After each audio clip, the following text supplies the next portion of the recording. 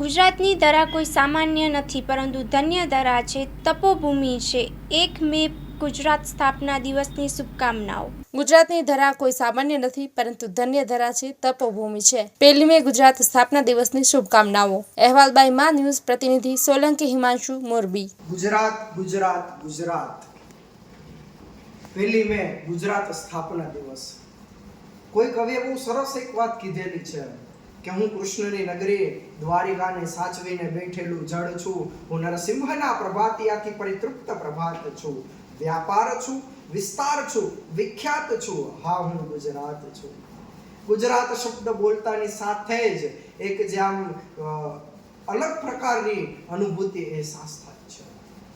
શ્વાસની અંદર ગુજરાત છે, ક્ષણ ક્ષણની અંદર ગુજરાત છે.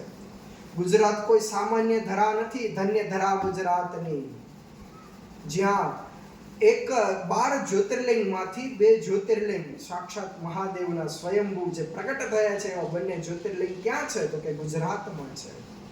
સારામાં સારી કંપનીઓ રિલાયન્સ જેવી, અંબાણીની, અદાણીની આ બધી કંપનીઓ ક્યાંની છે તો કે ગુજરાતની છે. ગુજરાતને ગૌરવ લેવા જેવી બાબત છે.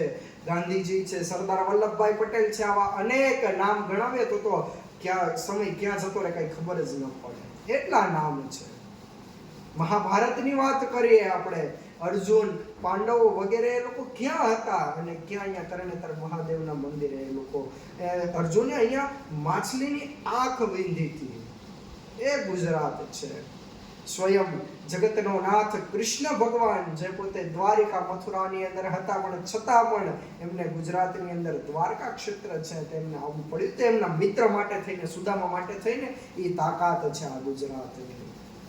એટલા માટે આજે ગુજરાત સ્થાપના દિવસ નિમિત્તે સાર્થક વિદ્યા મંદિરના સંચાલક કિશોર ગુરુજી તેમજ સાર્થક પરિવાર તેમજ મા ન્યૂઝ ચેનલના માધ્યમથી નિહાળતા તમામ દર્શક મિત્રોને ગુજરાત સ્થાપના દિવસની હાર્દિક હાર્દિક શુભેચ્છાઓ, ખૂબ ખૂબ શુભકામનાઓ.